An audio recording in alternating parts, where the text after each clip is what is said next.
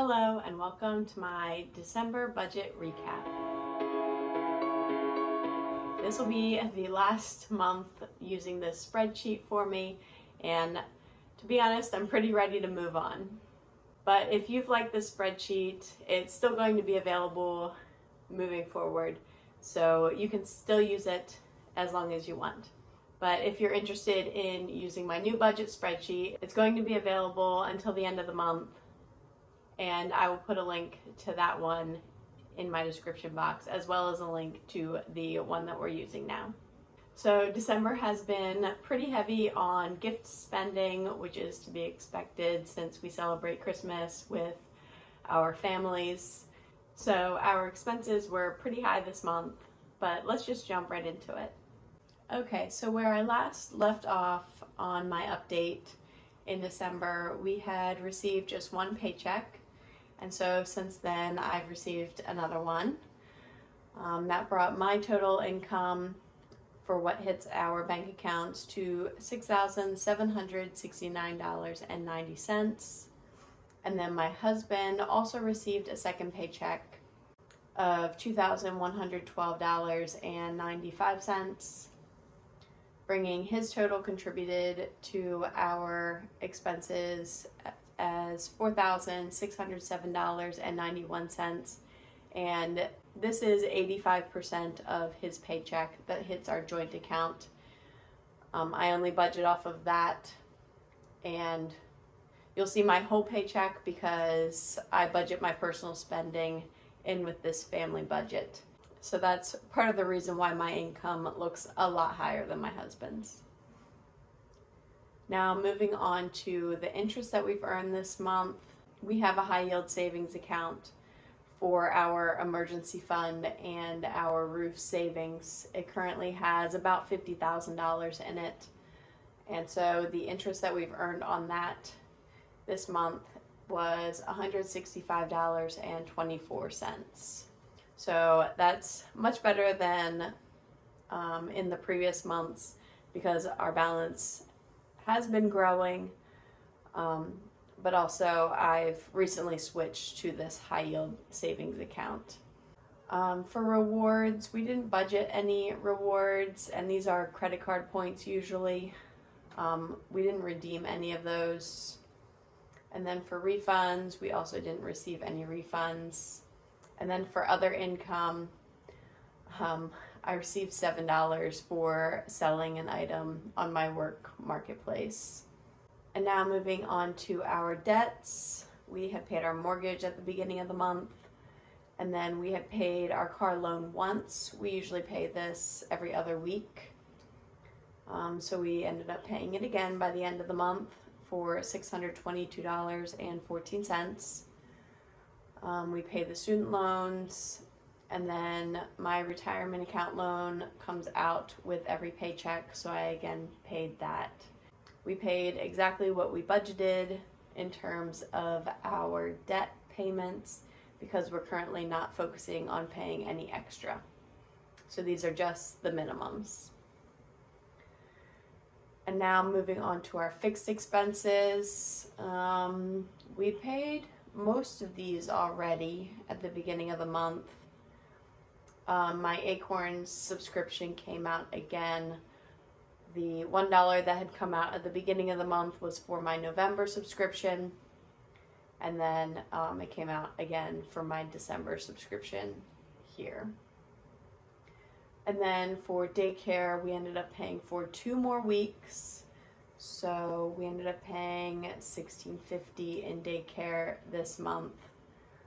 It was a little bit more than we budgeted for because, as I explained in my update, that we didn't pay for a month in November when she was homesick, but then we ended up paying for that in December. So that's everything for fixed expenses. And so now let's move on to our savings. I contributed to the FSA with my paycheck, another $20 for $40 contributed. So this will be my last contribution to the FSA. Next year we're contributing to an HSA but my husband's workplace does most of the contributions to that. I think we might try to max it out if we can. I'll have to look into how much they actually contribute so that I know how much that we can contribute. But I ended up spending $101.12 from the FSA, and that was exactly what was remaining on it, because the FSA funds do not roll over. Well, we get a little bit of a rollover, but they will still expire if we don't use them. So the goal has always been to spend everything that was in our FSA, and we definitely did that this year. And then our next savings goal was to contribute to my husband's Roth IRA. We budgeted $3,200. And if you've seen my Transfer Tuesday a couple weeks ago, I was able to transfer $3,000. And now that we've had our interest payment come through, I'm going to be able to contribute that other $200 for a total of $3,200 contributed for the month. So we hit our goal on that, and we didn't spend anything from that account. And now for my Acorns, which is my after-tax brokerage account, which I'm just contributing basically the bare minimum to that. It's $5 a month of recurring contributions and then roundups. We ended up having an additional roundup this month, so I ended up contributing $15.37. And of course, I didn't spend any money from my Acorns account, although it's always available if I absolutely need it. For our emergency fund, we didn't budget anything, and we didn't contribute anything, and we didn't spend anything. So we're like just under our goal, but it's not that big of a deal to try to hit that. So we're just $500 shy, but it wasn't a priority. We really want to focus on our investments that we've had to put on hold, and now paying off debt. For our new roof, we hit our savings goal for that last month, so we didn't budget anything for this month, so we didn't contribute or spend anything. We have to pay for our new roof before, I think it's like April 5th or something. So stay tuned. In probably March, I will be making those payments. It's going to hurt for sure to see our giant savings go down to basically zero, with just leaving our emergency fund left over, but that's what we have to do. At least we won't be paying any interest on that balance, and we've gained quite a lot of interest from our high yield savings account throughout the year by saving up for it. And then my daughter's 529, I had contributed $415 to reach that max this year, and I spent none of it, obviously. For my sinking funds, I was able to contribute everything that I had budgeted, so I'm just going to drag this over for the sake of time. And then this $10.13 that's remaining, I'm going to contribute to miscellaneous so that our budget is zero. And now going back through our spending from our sinking funds, surprisingly, we didn't spend anything in home. So thank goodness we didn't have any emergency situations that we needed to use our home maintenance sinking fund for. This is probably one of the only months this year that we haven't spent from our home sinking fund, and kind of surprising. But we have about $1,500 in there to start us for the new year. So if if anything happens in the new year, we will be, we'll hopefully have a bit of a buffer there. Now, groceries, we actually did really, really well with our spending on groceries this month. For some reason, we didn't spend very much. Halfway through the month, I had only spent $122, and then by the end of the month, I only spent about $100 extra for $217.49 was our total grocery spending for December. Now, car and gas, this one we spent a little bit more than we typically do. I ended up having to buy gas twice. Usually I only buy gas once.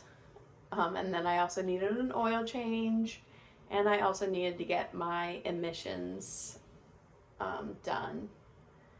And I kind of missed the original deadline for my emissions, and so I had to pay a late fee. It's probably the only late fees that I ever pay are when it comes to car maintenance type stuff, like registration related stuff. So this emissions test, I didn't do it by, I think it was December 11th, so I had to pay the fee of $15. That brought our total car and gas spending to $131.56. Again, there was an oil change and tire rotation in there, and then 2 tanks of gas and the emissions test. So it's really not that bad when you consider that that's really all that we spend in gas. Well, my husband, he spends in gas from his own personal account. He's made that choice. Now, gifts and donations, we went really overboard on this. We have 3 nieces and nephews. We have 6 nieces and nephews that we buy gifts for. And I think that's about it. We don't really spend on any of the adults in our family, just the kids. We ended up spending $319.30. I also tipped the daycare lady, and that came from gifts and donations also. And then restaurants, we didn't spend any this month. Pets, we didn't spend any. Next month, or maybe in February, they have their vet appointment. And so that's probably going to be a little over $200 or something to get their annual vaccines. For our daughter, we haven't spent anything. However, we have some spending for her in January. We ended up going to the thrift store on the 1st when they had a huge sale, and she desperately needed clothes. So that was awesome. We got some things for her there.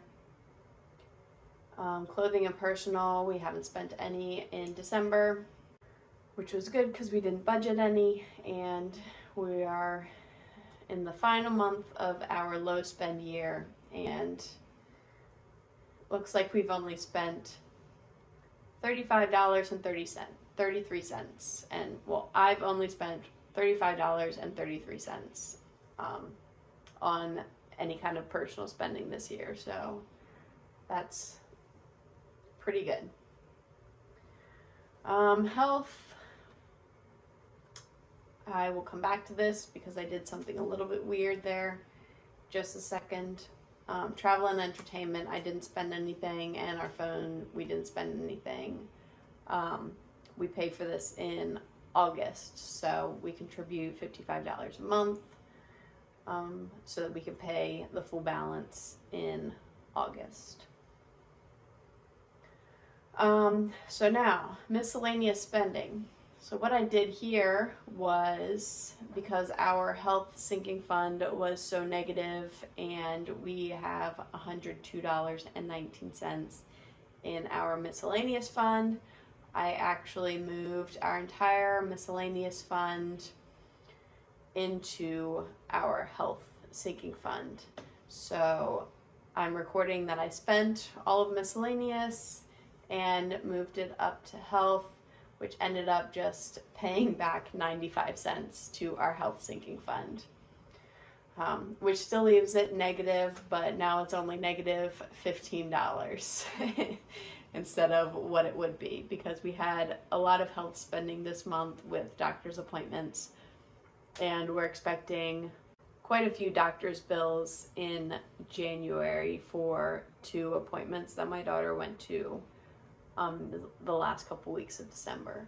So health spending, even though I budgeted a lot more this month than I usually contribute, we still ended negative. I was hoping to bring that up positive, but that didn't happen this month. So we're starting the new year with a pretty good amount in our sinking funds. That's like almost the perfect number, $4,200.01 in our sinking funds. That's kind of like our buffer for our expenses in the new year before we get our first paychecks and can contribute to our sinking funds again. So I'm just going to pop over to this annual summary sheet that I have that shows you all of our spending for the entire year. This was populated from every single tab of the spreadsheet. And this is a little bit similar to the annual summary that's on my new spreadsheet. I don't think I included this one on my old spreadsheet, although I could pop it on there. I like to look at this breakdown of our annual spending, and you can see that our fixed expenses are just 10% of our income. We paid 37.5% of debt, and what's crazy about that is that's just our minimum payments. Like, we didn't pay any extra to debt this year, and 37% of our income went to debt payment.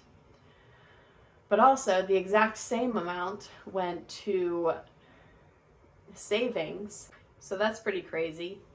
And then our sinking funds were about 15%, and we didn't spend all of our sinking funds, as you saw in my December spending, that we still had over $4,000 left. Although I guess some of that was probably rollover from the year before, because if you look down here, our actual contributions to our sinking funds was almost $20,000, and then our spending was just about $19,000. So that should have left us with just $1,000 in our sinking funds. So I think that we had rolled over a bit from the previous year. Actually, if I go back to my January tab, I can see that I did roll in $3,400 from 2023. So that's everything for my December budget. Let me know in the comments how your December went. Did you have a good holiday season? I hope you were able to take a little bit of a break from work if you do work full time. If you're interested in seeing more of my family's budget in the new year as we work towards paying off debt and saving and investing for financial independence, then please hit subscribe, because I would love to have you follow along. Thank you for being here.